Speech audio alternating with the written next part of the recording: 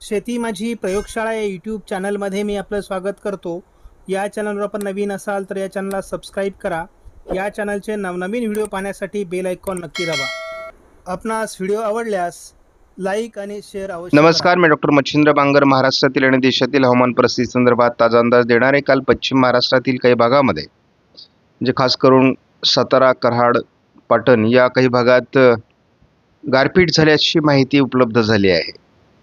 महाराष्ट्रात एकूणच पावसाळी परिस्थिती सध्या तयार झालेली आहे. सध्या आपण बघतो अहिल्यानगर, छत्रपती संभाजीनगर, जालना, परभणी, बीड, धाराशिव, सोलापूर, सातारा या बऱ्याच भागात अजूनही पावसास अनुकूल ढग आहेत. त्यामुळे मध्य प्रदेश आणि महाराष्ट्राच्या बऱ्याच भागात पावसास अनुकूल स्थिती आहे. आपण बघतो की सध्या 2 तारखेला उष्णतामान हे कमी झालेलं आहे महाराष्ट्रामधलं. हे 3 तारखेला कमी असण्याची शक्यता आहे, 4 तारखेला कमी असण्याची शक्यता आहे, 5 तारखेला कमी असण्याची शक्यता आहे. 6 तारखेपासून मात्र पुन्हा उष्णतामान वाढायला लागेल. 7, 8 असं पुढं 8 तारखेपासून उष्णतामान अधिक वाढेल. 9, 10, 11 तारखेला आपण बघतो उष्णतामान वाढतंय, परंतु जवळपास 3-4 दिवस सध्या तरी उष्णतामान कमी राहण्याची शक्यता महाराष्ट्रामध्ये आहे. सध्या आपण बघतो की महाराष्ट्रामध्ये पावसाची शक्यता GFS मॉडेलने व्यक्त केली आहे. त्यामध्ये 3 तारखेला अधिक वाढ होण्याचा अंदाज व्यक्त केला आहे. तीच परिस्थिती 4 तारखेलाही आहे. 5 तारखेला देखील थोडं दक्षिणी पश्चिमी भागात वातावरण असण्याची शक्यता आहे. मात्र 6 तारखेपासून हे वातावरण कमी होणार आहे. जसं 6-7 तारखेला वातावरण कमी होईल तसा उष्णतामान वाढेल. मात्र आपण बघतो 9 तारखेला किंवा 10 तारखेला किंवा 11 तारखेला देखील थोडं वातावरण महाराष्ट्रामध्ये आहेच, परंतु 11 तारखेला उत्तर भारतात WD, पूर्व भारतात WD, दक्षिण भारतात कमी दाब असं भारताच्या बऱ्याच भागात पावसाळी वातावरण असणार आहे. ECMWF मॉडेलने देखील आज महाराष्ट्रात जोरदार पावसाचा अंदाज दिला आहे. त्यामुळे सर्वच मॉडेल आज पावसाचा अंदाज देत आहेत. 3 तारखेला या पावसाच्या वातावरणात वाढ होण्याची शक्यता आहे. 4 तारखेलाही पावसाळी वातावरणाचा अंदाज कायम आहे. ECMWF मॉडेलनुसार 5 तारखेपासूनच पावसाचं वातावरण कमजोर होण्याची शक्यता आहे. ECMWF मॉडेलनुसार आपण जर बघितलं तर पूर्व भारतामध्ये खूप मोठं पावसाळी क्षेत्र 15 तारखेच्या दरम्यान तयार होईल आणि हा पूर्वेकडील पाऊस मान्सून पूर्व पावसाच्या सरी महाराष्ट्रात पुन्हा सक्रिय होतील असा अंदाज आहे. पूर्वेकडून आलेला पाऊस हा मान्सून पूर्व पावसाचा एक भाग ठरणार आहे. आपण या मॉडेलनुसार धावता अंदाज घेणार आहोत. आपण बघतो की आज पावसाळी परिस्थिती महाराष्ट्रामध्ये आहे. यामध्ये 2 दिवस तरी वाढ होईल. विदर्भात त्याचा थोडा प्रभाव अधिक राहण्याची शक्यता आहे.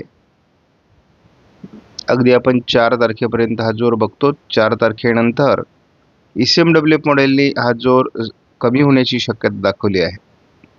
जरी बंगालच्या उपसागरात एक सिस्टम तयार होत होती तरी त्या सिस्टमला फारशी गती मिळालेली नाही आणि त्यामुळे थोडं 8-9 तारखेला त्याचा प्रभाव बंगालच्या उपसागरामध्ये राहील, परंतु तो फार प्रभावी बनेल असं वाटत नाही.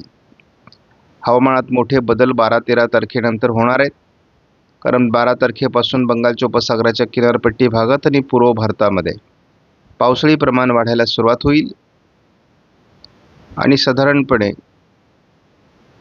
15 तारखेच्या दरम्यान पूर्वेकडून पावसाळी वातावरण भारतामध्ये सरकण्याची शक्यता आहे. म्हणजे हवामानाचा पूर्णतः उलटा प्रभाव या ठिकाणी स्पष्ट होणार आहे. आज देखील महाराष्ट्रात पावसाची शक्यता आहे. उद्या यामध्ये वाढ होईल. 4 तारखेला याच्यात थोडीफार वाढ होईल. 5 तारखेला आपण बघतो केवळ विदर्भाच्या दिशेने याचा प्रभाव असणार आहे, परंतु पुढे आपण जसं 15-16 तारखेपर्यंत याचा अंदाज घेतला तर बंगालच्या उपसागराच्या किनारपट्टी भागात जोरदार पावसाळी वातावरणाचा अंदाज आहे. आणि सध्या तरी उत्तर महाराष्ट्र, मध्य महाराष्ट्रातील पावसाचं वातावरण कमजोर होत गेलं आहे. थोडं पूर्व विदर्भ आणि पूर्व मराठवाडा दक्षिण कोकण या भागात किंवा पश्चिम महाराष्ट्रात थोडंफार पावसाळी वातावरण राहण्याचा अंदाज आहे. स्थानिक वातावरणाचा प्रभाव आज छत्रपती संभाजीनगर, जळगाव वगैरे भागात असू शकतो. फार जोर या पावसामध्ये नाही आहे, परंतु ठिकठिकाणी याची हजेरी लागणार आहे. आज आपण बघतो अकोला, अमरावती, नागपूर, वर्धा, वाशिम, हिंगोली, छत्रपती संभाजीनगर, अहिल्यानगर, बीड, नाशिक, पुणे, सातारा, सांगली, रत्नागिरी, सिंधुदुर्ग या भागात आजही पावसाचा अंदाज आहे. त्यानंतर बीड, नांदेड, परभणी, अकोला, अमरावती, अगदी नागपूर, भंडारा, गोंदियापर्यंत याचा प्रभाव राहण्याची शक्यता कायम आहे. त्यामुळे आजही बऱ्याच भागात पाऊस राहील. उद्याही पूर्व विदर्भात पावसाचा जोर राहण्याची शक्यता मॉडेलने दाखवली आहे. त्यामुळे एकूणच वातावरण अजून पावसास पोषक आहे. पश्चिम महाराष्ट्र आणि दक्षिण कोकणात म्हणजे सातारा, पुणे, रायगड, रत्नागिरी, सिंधुदुर्ग, सांगली, अगदी सोलापूर, लातूर, धाराशिव, बीड या भागात देखील 3 तारखेला पावसाचा अंदाज आहे. त्यामुळे नांदेड, लातूर, सोलापूर, धाराशिव, पुणे, अहिल्यानगर, बीड, सातारा, सांगली, कोल्हापूर, रत्नागिरी, सिंधुदुर्ग भागात देखील 3 तारखेला जोरदार पावसाचं वातावरण राहणार आहे. 4 तारखेला आपण बघतो की थोडं वातावरण पश्चिम महाराष्ट्रात राहील, परंतु त्या ECM डेव्हलप मॉडेलकडून या ठिकाणी पावसाचा अंदाज कमजोर होताना दाखवला आहे. साधारण 4 तारखेपासून तर 9 तारखेपर्यंत हा वातावरण कमी राहील, परंतु 9 तारखेला पुन्हा महाराष्ट्रात ढगाळ परिस्थिती, विरळ पाऊस असं वातावरण सुरू होणार आहे. आणि पुढे असंच विरळ पावसाचं वातावरण 10, 11, 12 तारखेला असण्याची शक्यता आहे. पूर्व भारताकडून थोडं पावसाळी वातावरण वाढण्याची शक्यता 14-15 तारखेला आहे आणि त्याचा परिणाम जवळपास विदर्भ, मराठवाड्यापर्यंत पोहोचण्याची शक्यता आहे. आता हा अंदाज पुढे बदलत जाईल, परंतु आपण हा दूरवरचा अंदाज आहे. त्यामुळे किती प्रभाव पुढे वाढतो हे आपण बघणार आहोत.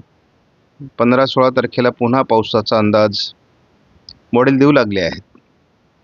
त्यामुळे एप्रिलमध्ये पावसाळी परिस्थिती राहील. अनेक जिल्ह्यांमध्ये पावसाची हजेरी लागेल. हा आपला अंदाज अजूनही कायम आहे. आपणास व्हिडिओमधील माहिती महत्त्वपूर्ण वाटल्यास लाईक करा, शेअर करा, चॅनलला सबस्क्राईब करा. धन्यवाद. जय हिंद, जय महाराष्ट्र, जय बळीराजा.